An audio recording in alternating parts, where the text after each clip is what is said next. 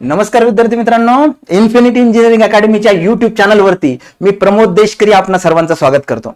विद्यार्थी मित्रांनो, जसं की आपल्याला माहिती आहे MIDC Maharashtra industrial development corporation याच्यामधली 2023 साठीची मेगा भरतीची ऍडव्हर्टाइजमेंट आलेली आहे।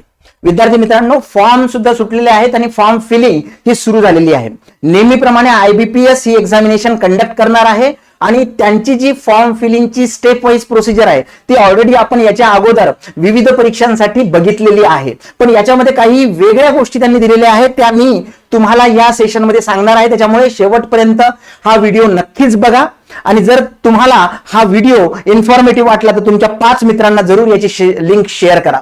विद्यार्थी मित्रांनो, महाराष्ट्र इंडस्ट्रियल डेव्हलपमेंट कॉर्पोरेशन याच्यामध्ये सरळ सेवेचे जे पद आहेत त्याच्या व्यतिरिक्त खूप सारे पद आहेत, म्हणजे असं नाही की इंजिनिअरिंगशी रिलेटेड आहेत, तर विविध पद आहेत। या सर्वच पदांसाठी जेव्हा तुम्ही फॉर्म फिल करणार आहात तर त्याच्या वेळेस काही काळजी तुम्हाला घ्यावी लागणार आहे, कारण इतक्यांदा वेगवेगळ्या परीक्षेसाठी आपण फॉर्म भरत आहे ओके आणि फी सुद्धा भरत आहे, तरीही काही विद्यार्थ्यांकडनं छोट्या छोट्या चुका होतात आणि नंतर एडिटिंगसाठी किंवा त्याच्यामध्ये काही करेक्शन्स करता येतात का सर, फॉर्म परत भरायचा का, हे असे कितीतरी कॉल आमच्याकडे विद्यार्थ्यांचे येतात। विद्यार्थी मित्रांनो, ही खूप रियालिटी आहे, त्याच्यामुळे जरी हे रिपिटेटिव्ह वाटत असेल आणि सेम प्रोसेस वाटत असेल तरी प्रत्येक स्टेप तुम्ही काळजीपूर्वक अपलोड करायला पाहिजे, भरायला पाहिजे ओके। तर काय महत्वाच्या गोष्टी आहेत त्या आपण या सेशन मध्ये जाणून घेऊया, शेवटपर्यंत व्हिडिओ नक्कीच बघा ओके। तर विद्यार्थी मित्रांनो, फॉर्म भरण्याची जी लिंक दिलेली आहे ती लिंक ऑलरेडी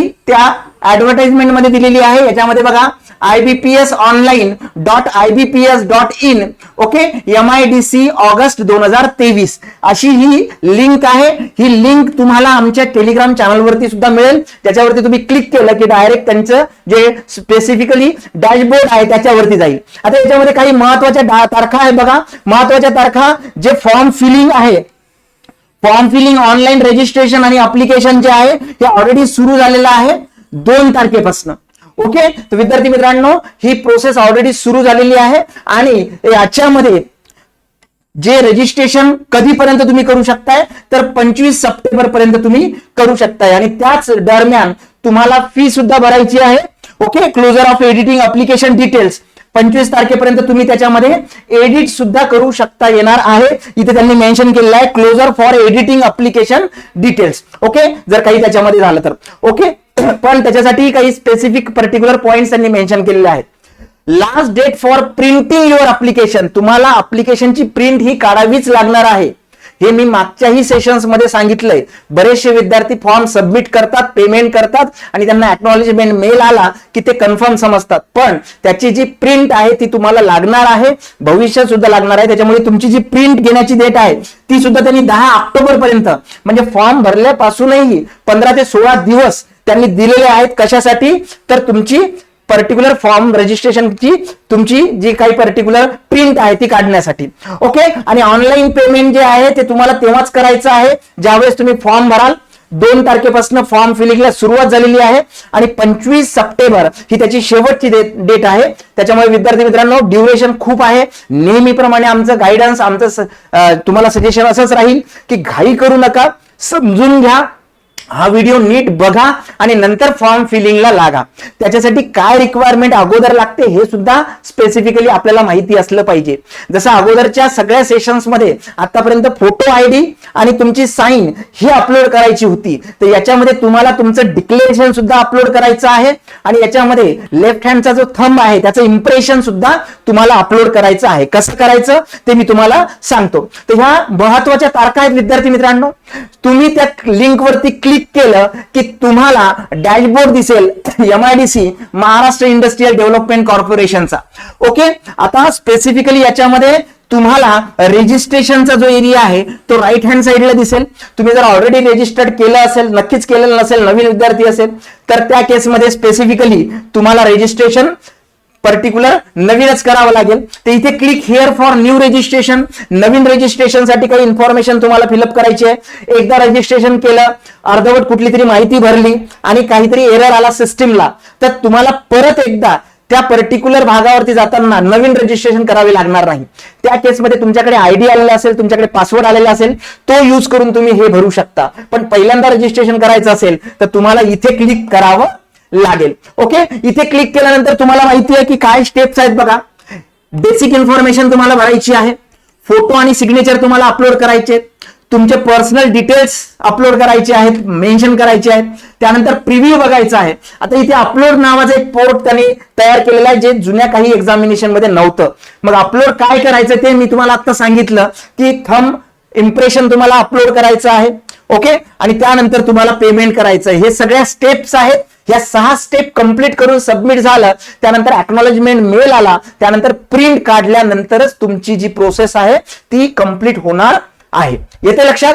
ठीक आहे विद्यार्थी मित्रांनो, तुम्ही रजिस्ट्रेशन करण्यासाठी स्पेसिफिकली जेव्हा तिकडे इन्फॉर्मेशन टाकली तर तुम्हाला मेल सुद्धा येणार, मेसेज सुद्धा येणार आहे रजिस्टर्ड मोबाईल वरती. ओके, तर ह्या टाईपचे तुम्हाला इन्फॉर्मेशन फिलअप करायची आहे जी नेहमीच्या स्पेसिफिक सेशन मध्ये नेहमी IBPS साठी ते रिक्वायर्ड असते. फॉर एक्झाम्पल इथे तुमचं पहिलं नाव लिहायचंय, त्याला कन्फर्म करायचं आहे. वडिलांचं नाव लिहायचंय, मिडल नेम, त्याला कन्फर्म करायचं आहे. लास्ट नेम आणि त्याला कन्फर्म करायचंय. ही इन्फॉर्मेशन फिल करायची आहे तुम्हाला. त्याच्यानंतर तुम्हाला मोबाईल नंबर इथे पुटअप करायचा आहे आणि तो कन्फर्म करायचा आहे. सेकंड एक मोबाईल नंबर तो ऑप्शनल आहे, तुम्ही दिलाच पाहिजे अशातला भाग नाही. पण जर घरचा कुणाचा असेल तर काही स्पेसिफिक पर्टिक्युलर कंडिशन्स मध्ये कामी येऊ शकतो. ओके, तर त्या केसमध्ये हा सुद्धा एक नंबर द्या तुम्ही, जरी त्यांनी मॅन्डेटरी नाही म्हटलं तरी. ओके, त्यानंतर तुमचा email ID, valid email ID आणि व्हॅलिड मोबाईल नंबर हे सगळ्यात महत्वाचं टूल आहे ही एक्झामिनेशन साठी फॉर्म फिल करताना. ओके, आता इथे तुम्हाला ईमेल आयडी लिहायचंय, पण ईमेल आयडीचे जे स्पेसिफिक पर्टिक्युलर तुमचे डोमेन आयडी आहे ते डोमेन नेम इकडे आहे. म्हणजे फॉर एक्झाम्पल स्पेसिफिक xyz@gmail.com, तर ते जीमेल जे आहे डोमेनचं किंवा हॉटमेल असेल किंवा अजून कुठला मेल असेल तर हे इथे येईल. तुम्हाला इथे फक्त स्पेसिफिक तुमचं सबस्क्रायबर्स नेम लिहायचं आहे. ते इथे परत मात्र लिहिताना पूर्ण लिहायचंय. म्हणजे फॉर एक्झाम्पल सपोज इथे तुम्ही लिहिलं XYZ, तर इथे लिहायचं, इथे सिलेक्ट करायचं आहे @gmail.com जर असेल तर.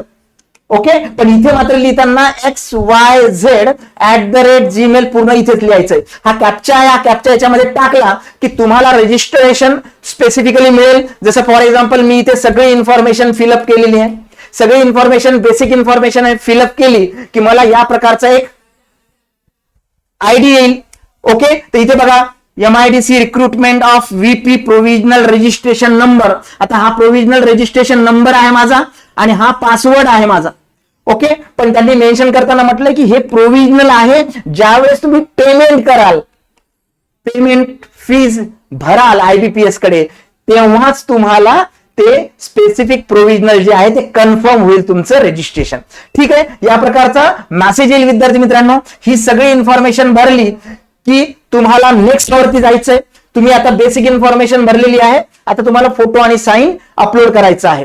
तर त्याच्यामध्ये प्रोव्हिजनल रजिस्ट्रेशन नंबर जसा आता मी सांगितला आणि तुमचा पासवर्ड हे तुम्हाला मेसेज वरती येईल, इथेही दिसेल, तो सुद्धा तुम्ही नीट लिहून ठेवायचा. तुम्ही जर एका पोस्ट पेक्षा जास्त पोस्ट साठी अप्लाय करणार असाल तर प्रत्येक पोस्ट साठी रजिस्ट्रेशन वेगळं लागणार आहे. त्या केसमध्ये तुम्हाला हे व्यवस्थित लिहावं लागणार आहे की हा रजिस्ट्रेशन आयडी, हा रजिस्ट्रेशन आयडीचा पासवर्ड हे कुठल्या पोस्ट साठी घेतलाय आणि अशी लिस्ट करावी लागणार आहे. येते लक्षात? फॉर एक्झाम्पल काही विद्यार्थी म्हणतील की सर मला civil engineering assistant, junior engineer किंवा एखादी नॉन टेक्निकल पोस्ट ज्याचे मी इलिजिबल आहे. ओके ओके, इथे काय करायचंय तुम्हाला, इथे तुम्हाला specific scan photograph of candidate आणि स्कॅन सिग्नेचर ऑफ कॅन्डिडेट टाकायचं आहे. आतापर्यंत तुम्ही बरेचसे फॉर्म भरलेत विद्यार्थी मित्रांनो, पेमेंट सुद्धा केलेत आपण. ओके, सरकारला आमची विनंती आहे की त्यांनी एक मल्टिपल एक्झामसाठी एकच रजिस्ट्रेशन करायला पाहिजे जेणेकरून तुमची फी वाचेल. ओके, तर विद्यार्थी मित्रांनो हे ऑलरेडी तुमच्याकडे सॉफ्ट कॉपी असेल बघा. आणि इथे सॉफ्ट कॉपी जी आहे स्पेसिफिकली त्यांनी डायमेन्शन्स दिलेले आहेत 4.5 सेंटीमीटर आणि 3.5 सेंटीमीटर फोटोसाठी. आणि त्याच्यामध्ये बॅकग्राऊंड लाईट पाहिजे, टोपी, दोन्ही कानं दिसले पाहिजेत, अशा प्रकारचे गाईडलाईन्स त्यांनी दिलेले आहेत. वेगवेगळ्या इन्फॉर्मेटिव्ह व्हिडिओज मध्ये आम्ही हे तुम्हाला सांगितलंय. त्याच्यामुळे त्याची साईज सुद्धा त्या पर्टिक्युलर KB मध्येच किंवा स्पेसिफिक मेमरी साईज मध्येच लागते, नाहीतर फोटो अपलोड होत नाही, हे तुम्हालाही माहिती आहे. ओके, तर विद्यार्थी मित्रांनो इथनं ब्राउज करायचंय, तुम्ही चूज फाईल म्हणायचंय. चूज फाईल तुम्ही ही फोटोग्राफी साठी असेल, मे बी एखाद्या वेळेस जर त्यांनी ऍक्सेप्ट केलं नाही तर तिकडे रिझन येईल, ते रिझन नीट वाचा आणि त्याच्यावरती ऍक्शन घ्या. त्यानंतर इथे कन्फर्म करायचं आहे. ओके, व्हॅलिड फोटो आहे. ओके, आणि त्यानंतर तसंच तुमच्या साईनसाठी सुद्धा अग्री करायचं आहे. हे सगळं झाल्यानंतर तुम्हाला स्पेसिफिक सेव्ह नेक्स्ट करायचं आहे. हे जसं स्पेसिफिक मी अपलोड केलेली आहे बघा, इथे स्कॅन फाईल, हा फोटोग्राफ आहे, हा फोटोग्राफ अपलोड झालेला आहे आणि त्यानंतर ही साईन अपलोड झालेली आहे. आता साईन मध्ये सुद्धा त्यांनी नॉमेनक्लेचर मध्ये काही ठिकाणी मेन्शन केलं होतं मागच्या याच्यामध्ये की कॅपिटल नसायला पाहिजे. ठीक आहे, तर ह्या गोष्टी ज्या आहेत ह्या गोष्टी लक्षात ठेवा तुम्ही. छोट्या छोट्या गोष्टी आहेत पण नंतर प्रॉब्लेम येऊ शकतो. तर साईन ही तुमची स्पेसिफिकली त्यांनी मेन्शन केली तशा पद्धतीने, आणि फोटो हा तुम्हाला लागणार आहे. हे दोन्ही मी अपलोड केल्यानंतर मी नेक्स्ट वरती जातो. आता मी पर्सनल इन्फॉर्मेशन, बेसिक इन्फॉर्मेशन भरली आहे, फोटो आणि साईन अपलोड केलेली आहे. आणि आता त्यानंतर जे क्वालिफिकेशनल डिटेल्स आहेत स्पेसिफिकली ते डिटेल्स जे आहेत पर्सनल डिटेल्स याच्यामध्ये मी जाणार आहे. For example suppose name of the post, सगळ्यात पहिल्यांदा ते विचारतात की तुम्ही कुठल्या पोस्ट साठी अप्लाय करताय. ओके, इथे मी ड्रॉप डाऊन मध्ये जर गेलो तर खूप साऱ्या पोस्ट आहेत विद्यार्थी मित्रांनो. तुम्ही ज्या पोस्ट साठी अप्लाय करतायत, मी सुरुवातीला सांगितलं हा व्हिडिओ कुठल्या एका स्पेसिफिक कॅटेगरीसाठी किंवा स्ट्रीमसाठी नाहीये. तुम्ही कुठलीही एक्झाम देणार असाल MIDC ची तर हा व्हिडिओ तुमच्यासाठी उपयोगाचा आहे. तुमच्या मित्रांना तसं सांगा. ओके, तर विद्यार्थी मित्रांनो बघा, याच्यामध्ये executive engineer civil, deputy engineer civil, deputy engineer electrical mechanical, associate planner group A, deputy planner group A, deputy chief account, assistant engineer civil group A, group B, असिस्टंट इंजिनियर इलेक्ट्रिकल मेकॅनिकल ग्रुप बी, ATP assistant town planner, assistant architect group, account officer, area manager, junior engineer, त्याच्या व्यतिरिक्त junior engineer electrical mechanical, junior engineer civil, stenographer higher grade, stenographer lower grade, stenotypist group C, assistant group C, clerk typist group, senior account, technical assistant, electrician, pump operator, fitter trade, assistant draftsman and tracer group. म्हणजे खूप साऱ्या post, तुम्ही ज्या पोस्टसाठी eligible आहात ते तुम्ही भरू शकता. तर MIDC मध्ये खूप साऱ्या पोस्ट आहेत विद्यार्थी मित्रांनो. तर तुम्हाला इथे प्रॉपर पोस्ट तुमची सिलेक्ट करावी लागेल. येते लक्षात? इथं तुम्ही प्रॉपर पोस्ट सिलेक्ट केली, त्यानंतर तुम्हाला कॅटेगरीचे इन्फॉर्मेशन विचारतील की अर्जदाराची कॅटेगरी कुठली आहे. म्हणजे इथे मात्र तुम्हाला ओरिजिनल लिहावे लागेल. जरी सपोज काही कॅटेगरीला ओपन मधनं जागा, त्यांच्या कॅटेगरी मधनं जागा नसेल तरी इथे लिहिताना त्यांनी तुमची कॅटेगरी मेन्शन करायची. For example suppose me OBC लिहिली किंवा NTT लिहिली, भटक्या जमाती ड ग्रुप. ओके, तर ही कॅटेगरी झाली उमेदवाराची, आणि मला ज्या कॅटेगरी मधनं अप्लाय करायचंय, अप्लाइड अंडर विच कॅटेगरी, तर ते तुम्ही किती जागा आहेत तुम्हाला कॅटेगरी मधनं भरायचंय नाही भरायचंय, त्याचं बेनिफिशियल घ्यायचं आहे, तुमच्याकडे नॉन क्रिमिनल आहे, तुम्ही इलिजिबल होता डॉक्युमेंट वाईज त्या पोस्टसाठी, तरच तुम्हाला इथे मेन्शन करायचं आहे. ओके, तर इथे सपोज मी OBC केलं तर इथे माझ्याकडे सगळे डॉक्युमेंट्स असतील OBC साठीचे आणि मी पात्र असेल तर मी OBC मध्ये टिक करेल.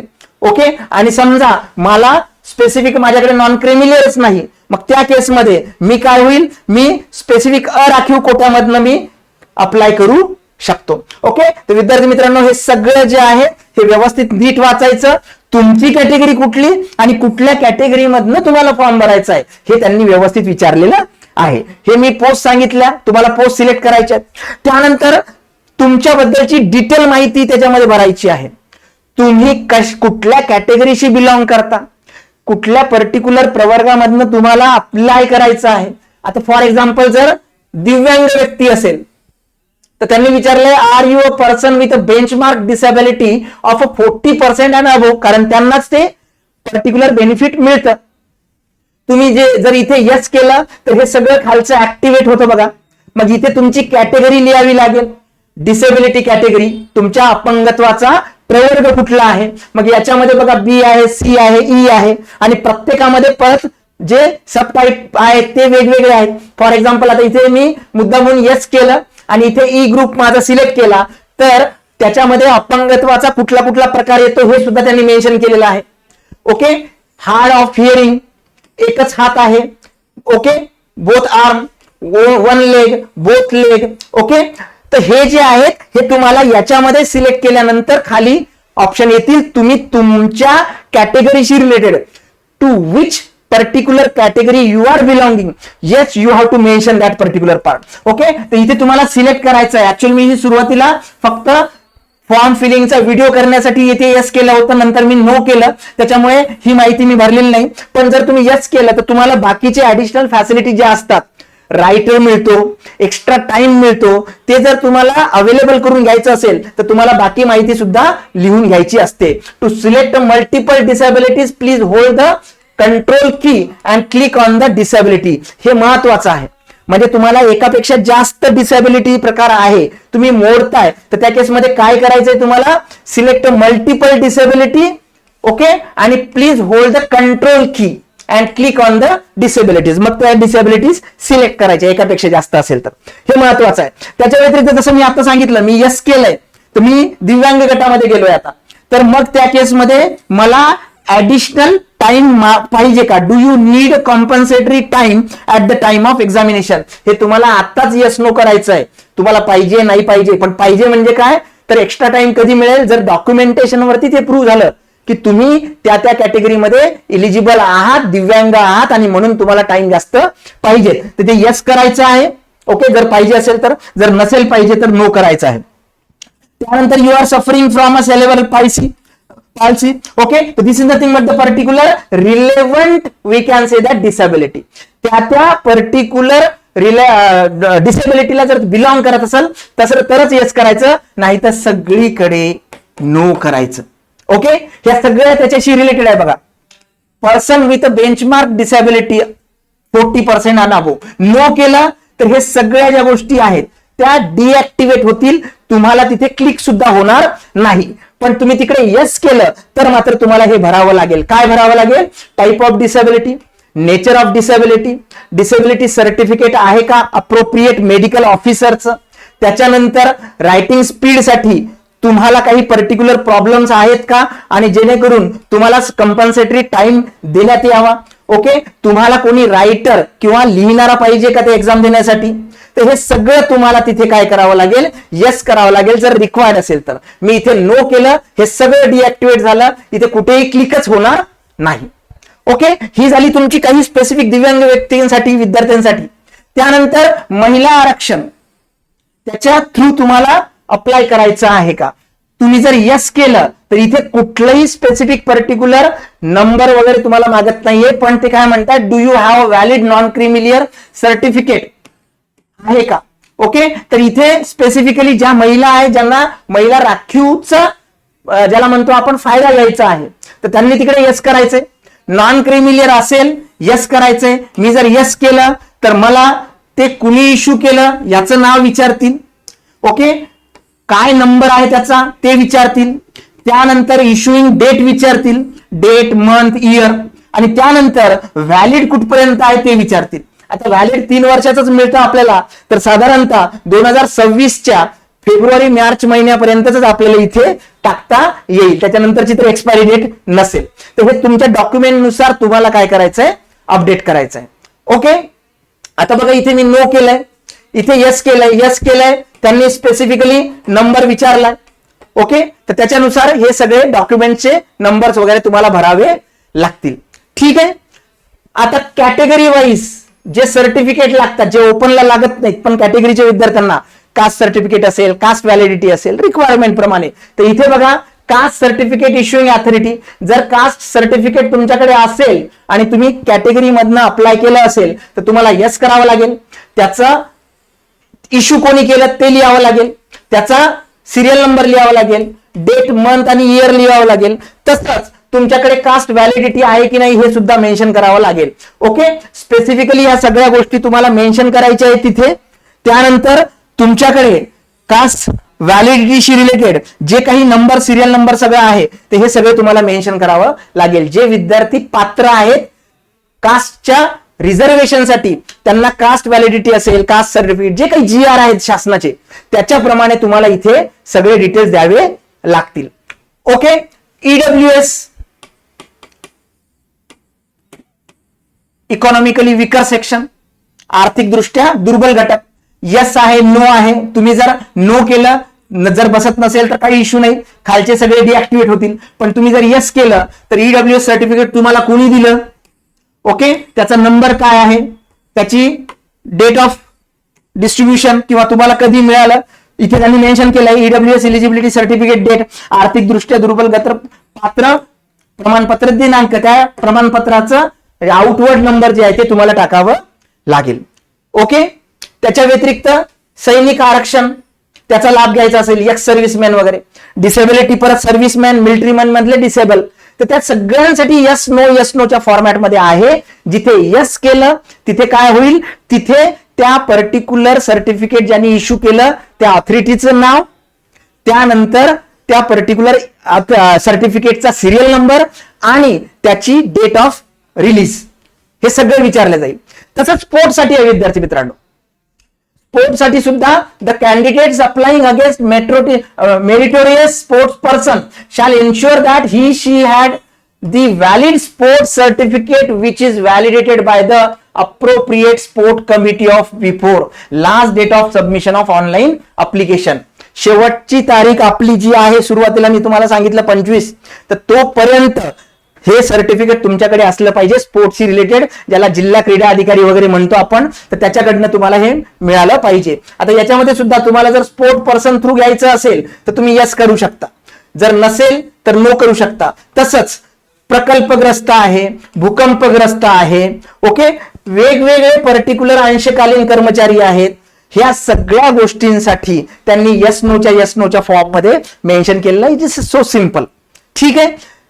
Do you wish to avail relaxation under orphan category, अनाथांसाठी असेल तर तुम्हाला यस नो करायचं. इथे जर तुम्ही यस केलं तर अनाथ कॅटेगरी येते एक तुमची, ज्याला म्हणतो आपण संस्थात्मक आणि बाह्य संस्थात्मक, म्हणजे लहानपणापासून तुम्ही गव्हर्नमेंटच्याच अनाथालयात होतात किंवा कुणाच्या पर्टिक्युलर नातेवाईकांकडे होतात, तर त्याच्यावरनं तुम्हाला ते फिलअप करायचं आहे.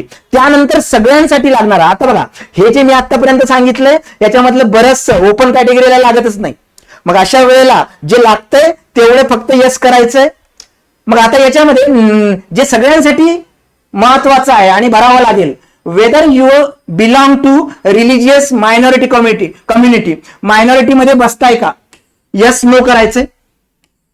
धर्म लिहायचंय, रिलिजन सिलेक्ट करायचंय. इथे जर मी सिलेक्ट केला तर definitely Buddhist, Christian, Hindu, Jain, Muslim, Sikh, okay, हे सगळे त्याच्यामध्ये येतील, हे तुम्हाला मेन्शन करायचं आहे. इंडियन बाय डिफॉल्ट तिकडे येईल. ओके. आणि त्यानंतर तुम्हाला आधार कार्ड लिहायचं आहे. आधार कार्ड यस करावं लागेल आणि आधार कार्डचा नंबर लिहावा लागेल. मल्टिपल अप्लिकेशन साठी सुद्धा तोच आधार कार्ड तुमचा असला पाहिजे. त्यानंतर तुम्हाला काय द्यायचं आहे, एक्झाम सेंटर प्रिफरन्स द्यायचा आहे.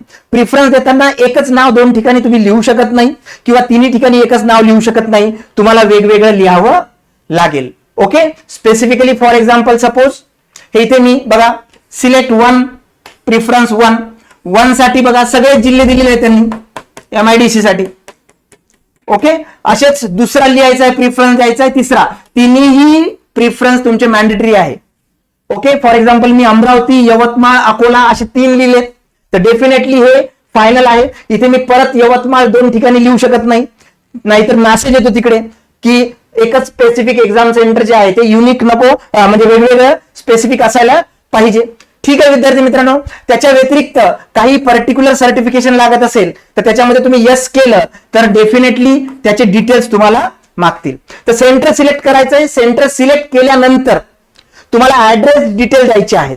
तर ऍड्रेस मी बघा मेन्शन केलेला इथे. बऱ्याचदा असा इश्यू होऊ शकतो की तुम्ही ऍड्रेस लिहिलाय आणि जेव्हा सेव्ह आणि नेक्स्ट करायला गेलात, व्हॅलिडेट द कंटेंट करायला गेलात, व्हॅलिडेट करायला गेलात, तर इकडे रेड अक्षरामध्ये एरर दाखवतील आणि त्याच्यामध्ये म्हणतील invalid inputs, invalid address, invalid we can say that address line 3 असं म्हणतील. तर घाबरून जायचं कारण नाही. याच्यामध्ये कर्सर परत न्यायचा, स्पेसिफिक डिलीट करायचं, परत फ्रेश रिफ्रेश करून टाकायचं. पहिला जो पर्टिक्युलर वर्ड आहे किंवा अल्फाबेट आहे तो एकदम प्रॉपरली कॅपिटल लिहायचा, म्हणजे ते जे एरर्स आहे ते एरर निघून जातील. 2-3दा प्रयत्न केल्यानंतर एरर निघून जातील. रिफ्रेश करायचंय. इथे सगळे डिटेल्स भरायचे आहेत. आणि जर हाच ऍड्रेस तुमचा करस्पॉन्डन्सचा आणि तुमचा परमनंट ऍड्रेस असेल, हा परमनंट ऍड्रेस आणि करस्पॉन्डन्स साठी तोच लागत असेल, तर इथे टिक मार्क जे आहे ते टिक मार्क केलं की ऑटोमॅटिकली तुम्हाला दोन्हीकडे तेच ऍड्रेस येतील. त्यानंतर महत्वाचं ते म्हणजे पेमेंट. करस्पॉन्डन्स ऍड्रेसशी रिलेटेड जीएसटी इनव्हॉइसिंग वगैरे चेक करतात ते. आपण करस्पॉन्डन्स ऍड्रेस टाकून द्यायचा, म्हणजे तिथे मेन्शन होतं. कारण जीएसटीचा तसा तर विद्यार्थ्यांना फायदा होत नाही. ओके. अप्लिकेशन फी आता इथे मी ओपन मधनं दाखवलेला आहे 1180. विद्यार्थी मित्रांनो, इथे आमची मनापासनं शासनाला विनंती आहे की त्यांनी खरंच विद्यार्थ्यांचा विचार करावा. 1000 रुपयाचा फॉर्म दिसतो तिथे दिसायला, पण ज्यावेळेस जीएसटी आणि सगळे टॅक्स 18% जीएसटी म्हणून जातं, तर ते 1180 ओपन कॅटेगरीसाठी आणि जे कास्ट कॅटेगरीचे विद्यार्थी आहेत त्यांच्यासाठी सुद्धा. आणि जेव्हा विद्यार्थी मल्टिपल एक्झाम देऊ इच्छितो तर ते मल्टिपल होत जातं. अशा वेळेस विद्यार्थ्यांचं खरंच आर्थिक खूप नुकसान होतंय. तर शासनाला आमची विनंती आहे की खरंच त्यांनी या गोष्टीमध्ये लक्ष द्यावं. कारण विद्यार्थी मित्र, मागच्या 3-4 महिन्यापासून जिल्हा परिषदेची ऍडव्हर्टाइजमेंट आली, नगर परिषद आली, पनवेल आली, छत्रपती संभाजीनगर आली, आता ही MIDC आलेली आहे. त्याच्यामध्ये वेगवेगळ्या पोस्ट आहेत. एकच विद्यार्थी 4-5 पोस्ट साठी इलिजिबल आहे. जिल्हा परिषद मध्ये तर 34 जिल्हे होते आणि 34 जिल्ह्यामध्ये CA ही पोस्ट होती, ज्युनियर इंजिनियर ही पोस्ट होती आणि हेच विद्यार्थी कितीतरी वेगळ्या पोस्टसाठी सुद्धा इलिजिबल होते. पण खरंच काही विद्यार्थ्यांना इतका प्रॉब्लेम येतो या केसमध्ये, तर याच्यावरती काहीतरी नक्की स्पेसिफिक शासनाने निर्णय घ्यावा. ओके. तर विद्यार्थी मित्रांनो, 1180 रुपये जीएसटी ऍड करून, ओके, तर जीएसटी ऍड करून ही पर्टिक्युलर अमाऊंट दाखवलेली आहे. व्हॅलिडेट युअर डिटेल्स मी आता सांगितलं. व्हॅलिडेट केल्यानंतर मे बी एखाद्या वेळेस इकडे काही चुका येऊ शकतात, एरर्स येऊ शकतात, त्या रेक्टिफाय करायच्या.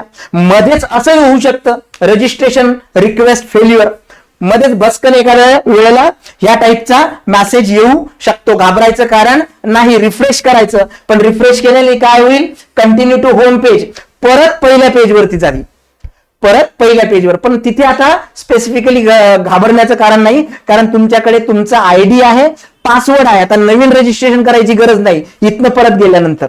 ओके. नवीन रजिस्ट्रेशन करायची गरज नाही, डायरेक्टली तुमचे क्रेडेन्शियल टाकायचे, कॅप्चा टाकायचा, म्हणजे जिथपर्यंत तुम्ही सेव्ह केलं होतं तिथपर्यंत ते ऑटोमॅटिकली दिसेल सगळी माहिती. ठीक आहे. ओके. विद्यार्थी मित्रांनो, बेसिक इन्फो झाली, फोटो सिग्नेचर झाले, डिटेल्स झाले. ओके. त्याच्या व्यतिरिक्त डिटेल्स मध्ये तुम्हाला एज्युकेशनल डिटेल्स टाकायचे आहेत. SSC माध्यमिक शालांत परीक्षा, HSC उच्च माध्यमिक शालांत परीक्षा, हे सगळी इन्फॉर्मेशन द्यायची आहे. याच्यामध्ये सुद्धा इथे बरेचसे विद्यार्थी कन्फ्यूज आहेत की काय टाकायचं सर. तर तिथे SSC असेल त्याच्याशी, कारण इथे जर तुम्ही चुकीचं टाकलं तर तिकडे मेसेज येतो की only valid particular part is this. कारण जशा जशा एक्झाम होत आहेत तसे तसे IBPS सुद्धा त्यांच्या फॉर्म मध्ये एडिटिंग करते की ज्या चुका विद्यार्थ्यांना त्रास देत आहेत तर ते सॉल्व्ह करण्याचा प्रयत्न करते. तर इथे मेन्शन करतानाच ते मेन्शन करायचं. आता काही विद्यार्थ्यांचं CBSE बोर्ड असेल तर त्यांनी तसं मेन्शन करायचं. SSC बोर्ड असेल तर इथे SSC मेन्शन करायचं. कुठे, name of the board, university, मंडळ, विद्यापीठाचे नाव. त्यानंतर डिग्री, सब्जेक्ट, स्ट्रीम. आता इथे 10वीला काही दिलेलंच नाही त्यांनी. हे बघा, डे बाय डे अपडेट करतात ते त्यांचे फॉर्म्स. पण इथे मात्र त्यांनी सर्टिफिकेट नंबर विचारलेला आहे, मार्कशीट नंबर नाही. बरेचसे विद्यार्थी मे बी एखाद्या वेळेस म्हणतात सर आमच्याकडे सर्टिफिकेटच नाही, तर मग त्या केसमध्ये कम्युनिकेशन करायचं, नंतरच ते फिल करायचं. ओके. तसंच कधी पास झालात, पर्सेंटेज काय होतं आणि क्लास कुठला होता. तसंच इथे HSC. आता काही विद्यार्थ्यांनी HSC केलीच नसेल तर त्यांनी ब्लँक ठेवायचं. इथे कुठलाही रेड ऍस्ट्रिक्ट नाहीये, त्याच्यामुळे तुम्हाला इथे स्पेसिफिकली फक्त डिप्लोमाची जिथे माहिती विचारली आहे तिथे तुम्ही ती माहिती घ्यायची आहे, इथे लिहायची नाही. ठीक आहे. आता इथे सुद्धा ते कॉमर्स, आर्ट असं लिहून येतं, सायन्स. तर जे इंजिनिअरिंगचे विद्यार्थी आहेत त्यांनी सायन्स घ्यायचं, आर्टवाले असेल त्यांनी आर्ट लिहायचं, कॉमर्सवाले असतील तर कॉमर्स लिहायचं बाकीच्या पोस्टसाठी. इथे परत तुमचा सर्टिफिकेट नंबर, कधीचं पास आउट आहे, पर्सेंटेज किती आहे आणि क्लास कुठला आहे. ओके. तर SSC, HSC, graduation, post graduation ITI असेल तर टेक्निशियनच्या पदासाठी, डिप्लोमा असेल तर, आणि काही दुसऱ्या ग्रॅज्युएशन किंवा PG डिप्लोमा असेल तर हे सगळं लिहायचं. सेम आहे बघा, इथे मी स्टेट बोर्ड लिहिलंय, तर मला इथे एरर आली होती की स्टेट बोर्ड नॉट अलाउड म्हणून. मग मी याच्यानंतर करेक्शन केलं, इथे SSC लिहिलं, इथे HSC लिहिलं. ओके, जर डिप्लोमा असेल तर आपल्याला माहिती आहे MSBT आहे. तर ह्या सगळ्या ज्या गोष्टी आहेत याच्यावरती तुम्ही प्रॉपर वेनी तुमचे डॉक्युमेंट्स तयार ठेवायचे, एक लिस्टच तयार करायची आणि त्याच्यावरती काम करायचं. ओके, जर एक्सपिरियन्स असेल विद्यार्थी मित्रांनो तर एक्सपिरियन्स तुम्हाला सगळे मेन्शन करायचे आहेत. कुठून कुठपर्यंत तुमचं स्पेसिफिक पर्टिक्युलर क्वालिफिकेशन किंवा एक्सपिरियन्स झालेलं आहे ते सगळं लिहायचं आहे. ओके, त्यानंतर नेक्स्ट स्टेप आहे की तुमचे जे डिटेल्स तुम्ही आता भरले होते ते सगळे डिटेल्स काय होतील, तुमचे पर्टिक्युलर त्या पोस्टवरती येतील. तर ही सगळी माहिती एकदम चेक करायची, फोटो, साइन, नाव, याच्यामधली सगळी माहिती बघा. इथे सुद्धा SSC, HSC, ग्रॅज्युएशन, MSBT सगळं मेन्शन केलेलं आलेलं आहे. परत एकदा चेक करायचं, सगळ्या इन्फॉर्मेशन चेक करायच्या. ओके, आणि त्यानंतरच कंप्लीट रजिस्ट्रेशन म्हणायचं. इथे खाली सही सुद्धा चेक करायची, जर नसेल तर परत त्या पेजवरती जायचं, एडिट करायचं, एडिटचा ऑप्शन त्यांनी दिलेला आहे. ओके, आणि त्यानंतर कंप्लीट रजिस्ट्रेशन करायचं. म्हणजे आता बघा बेसिक इन्फो झालीये, फोटो सिग्नेचर झालीये, डिटेल झालेत, प्रिव्ह्यू सुद्धा बघितला आपण. आता बघा इथे वेगळं काय त्यांनी मागितलेलं आहे. तर अपलोड काय करायचंय, तिथे अपलोड त्यांनी सांगितलंय लेफ्ट थंब इम्प्रेशन, डाव्या हाताचा जो अंगठा आहे थंब इम्प्रेशन ते मागितलंय. पण याच्यासाठी स्कॅनर नाही वापरायचा. तर याच्यासाठी स्पेसिफिकली काय करायचं, एक ब्लँक व्हाईट पेज घ्यायचं, त्याच्यावरती स्पेसिफिकली आपण जे इंक वापरतो. ओके, त्यांनी त्याचे नॉमेनक्लेचर सगळं दिलंय. इथे बघा, इथे मेन्शन केलेलं आहे guideline for document upload. Okay, तर तुम्हाला 2 डॉक्युमेंट ऍडिशनल अपलोड सेक्शन मध्ये मेन्शन केलेले आहे. एक आहे तुमचा लेफ्ट थंब आणि दुसरा आहे एक पर्टिक्युलर तुमच्याकडनं त्यांनी हँड रिटन डिक्लेरेशन मागितलंय. ओके, मग आता याच्यासाठी गाईडलाईन काय काय आहेत बघा. तर लेफ्ट थंब इम्प्रेशन काय करायचं, the applicant has to put his her left thumb impression on a white paper with black or a blue ink. Ink pad असतं बघा ब्लॅक किंवा ब्ल्यू कलरचं, ते त्याच्यामध्ये थंब घेऊन एक मार्क करायचा तुमच्या व्हाईट पेपरवर आणि तो जो आहे तो अपलोड करायचा आहे. पण परत त्याची साईज वगैरे प्री डिफाईन आहे. फाईल टाईप JPG असली पाहिजे. ओके, डायमेन्शन्स बघा. आता हे टेक्निकल डायमेन्शनची काही गरज नाही, पण साधारणतः 3 सेंटीमीटर बाय 3 सेंटीमीटर हे महत्वाचं आहे. 3 सेंटीमीटर 3 सेंटीमीटर आणि 20 ते 50 किलोबाईट एवढा डेटा असला पाहिजे. ओके, तर हा झाला तुमचा थंब. तर हे गाईडलाईन दिलेले आहे, सेपरेट दिलेले आहेत. ओके, तर ही एक गोष्ट झाली म्हणजे थंब इम्प्रेशन. आणि दुसरा आहे हँड रिटन डिक्लेरेशन. आता तुम्हाला काय करावं लागेल, थंब इम्प्रेशन आणि हँड रिटन डिक्लेरेशन. डिक्लेरेशन म्हणजे काय, मी भरलेली सगळी माहिती जी आहे ती स्पेसिफिकली करेक्ट आहे. ओके, याच्यामध्ये काही चुकी आढळली तर जी काही स्पेसिफिक प्रोसेस आहे त्यानुसार माझ्यावरती कार्यवाही करण्यात यावी. सगळी माहिती मी खरी दिलेली आहे. हे आपल्याला डिक्लेरेशन द्यायचंय. तर हँड रिटन डिक्लेरेशन आहे. आता हँड रिटन डिक्लेरेशन जे आहे त्याच्यासाठी सुद्धा गाईडलाईन त्यांनी दिलेली आहे. जसं हे लेफ्ट थंबचं होतं तसंच हँड रिटन डिक्लेरेशन बघा. Hand written declaration content is to be as expected. Maximum ठिकाणी तो मेन्शन केलेला दिलेला आहे. Hand written declaration should not be written in capital letters. हे लक्षात घ्या विद्यार्थी मित्रांनो, कॅपिटल लेटर मध्ये लिहायचं नाहीये, सिंपल स्मॉल लेटर मध्ये लिहायचं आहे. Applicant has to write the declaration in English clearly on white paper with a black or blue ink. Black किंवा ब्ल्यू इंकचा पेन, व्हाईट कलरचं बॅकग्राऊंड पेज, त्याच्यावरती तुमच्याच हस्ताक्षरात लिहायचं आहे. Hand written declaration should be of the applicant and not by any one another person. And hand written declaration ची जी फाईल आहे ती JPG असली पाहिजे. जे पर्टिक्युलर डायमेन्शन आहे 10 सेंटीमीटर बाय 5 सेंटीमीटर हा त्याचा फोटो असला पाहिजे. आता पेज तर A4 साईजचं असेल, पण त्याचा फोटो काढल्यानंतर त्याला कॉम्प्रेस वगैरे करता येईल. आणि साईज असली पाहिजे 50 KB टू 100 KB. खूप महत्वाच्या गोष्टी आहेत विद्यार्थी मित्रांनो, लक्षात ठेवा.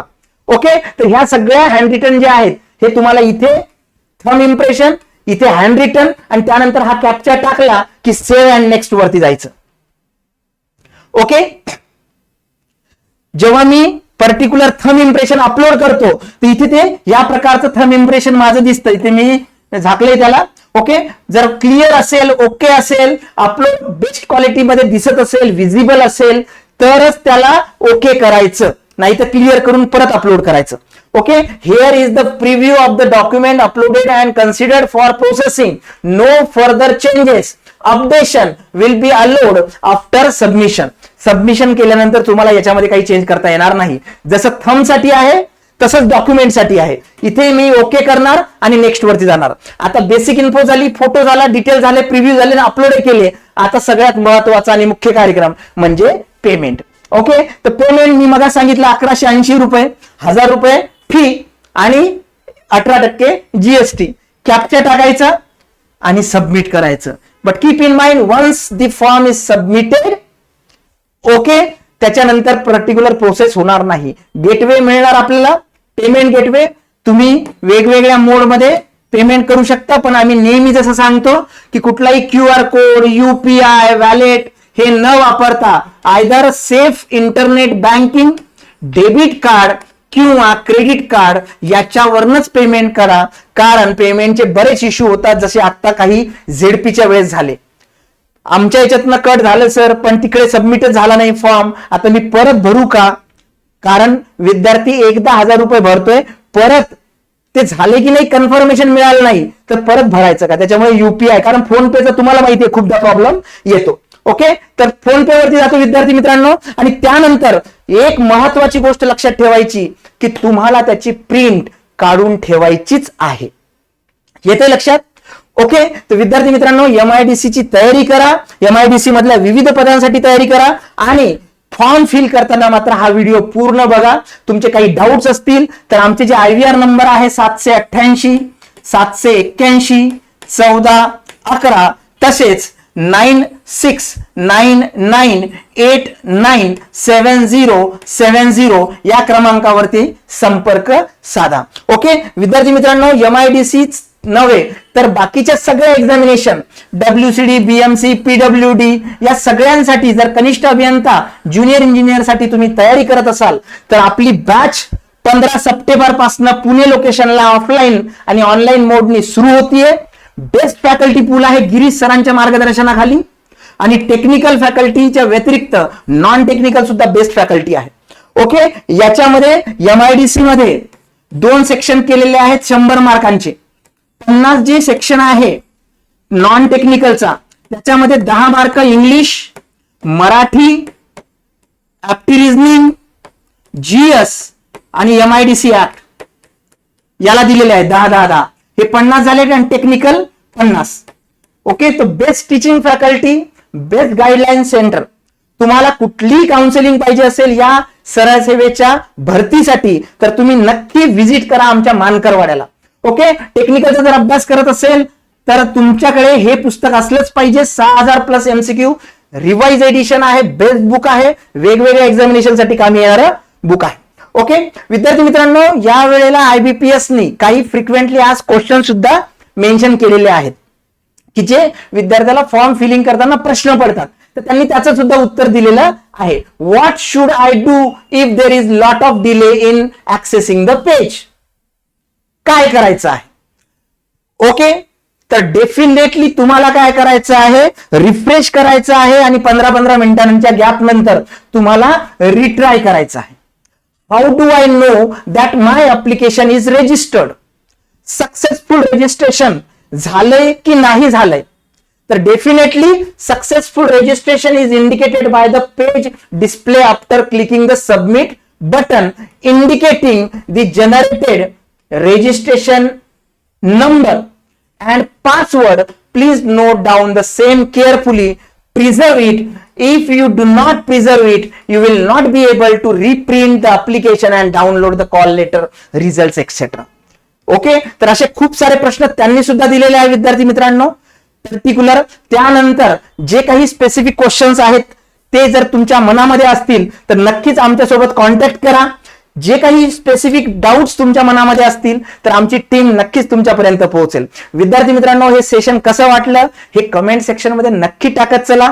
आणि जर हे इन्फॉर्मेटिव्ह वाटलं आणि युजफुल असेल तर तुमच्या सगळे मित्र जे MIDCच्या विविध पोस्टसाठी टेक्निकल नॉन टेक्निकल असेल खूप साऱ्या पोस्ट आहेत तर त्यांना जरूर ही लिंक शेअर करा. आमच्या चॅनलला सबस्क्राईब करा. ते बेल आयकॉनचं जे बटन आहे ते प्रेस करा म्हणजे युट्यूबच्या अल्गोरिदम नुसार हा व्हिडिओ सगळ्यात जास्त लोकांपर्यंत पोहोचेल. Thank you very much.